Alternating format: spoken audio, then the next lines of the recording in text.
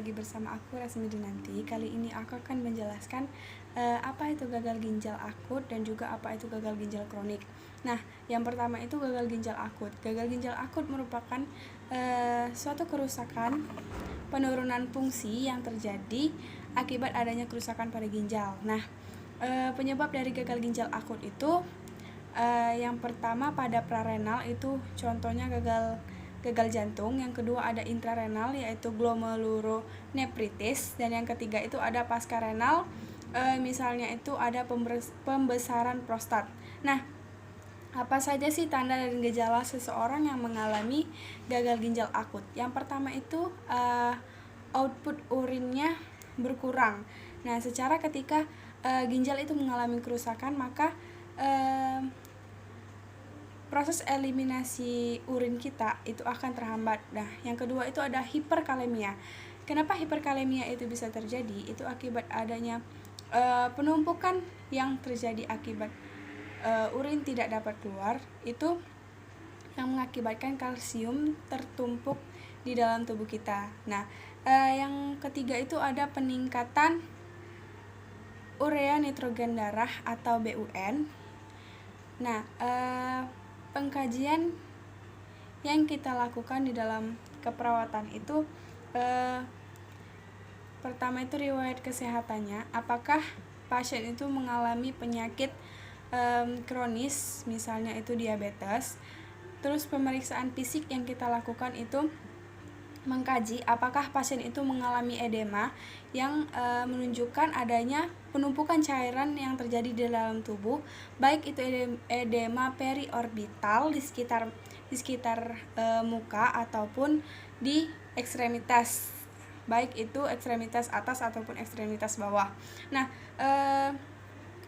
kemudian itu kita harus memeriksa bunyi paru untuk memeriksa adanya edema pulmonal yang terjadi apabila cairan itu telah masuk menuju ruang paru-paru pasien. Nah, kemudian diagnosa perawat yang biasanya muncul di dalam gagal ginjal akut itu ada hipervolemia, yaitu kelebihan cairan di dalam tubuh. Kemudian ada defisit nutrisi. Kemudian ada resiko penurunan curah jantung. Yang terakhir itu ada resiko infeksi akibat adanya penumpukan urin yang mengendap di dalam tubuh pasien. Nah, kemudian apa sih itu gagal ginjal kronik?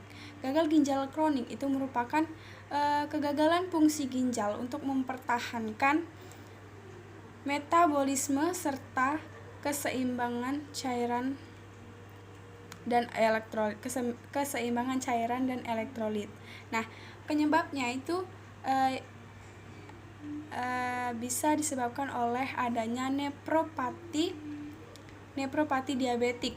Nah, ketika terjadinya peningkatan laju glomerulus atau peningkatan GFR yang dapat mengakibatkan hiperfiltrasi dan nantinya akan berdampak kepada penebalan dan juga sklerosis membran basalis glomerulus dan terjadinya kerusakan pada nefron yang akhirnya mengakibatkan penurunan GFR. Nah, tanda dan gejala yang dapat ditimbulkan pada pasien gagal ginjal kronik itu yang pertama adanya edema, baik itu periorbital dan juga ekstremitas.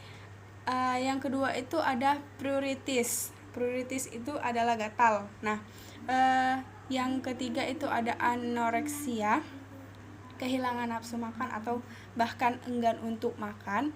Dan yang terakhir, yang keempat itu ada BB menurun, berat badannya menurun.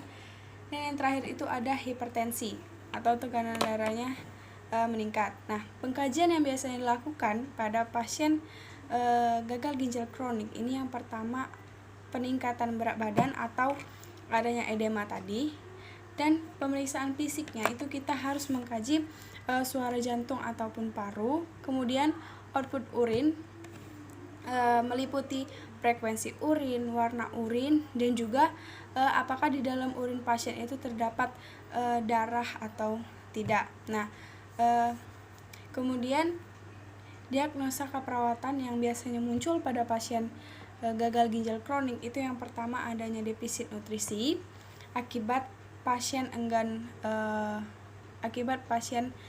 tidak nafsu makan.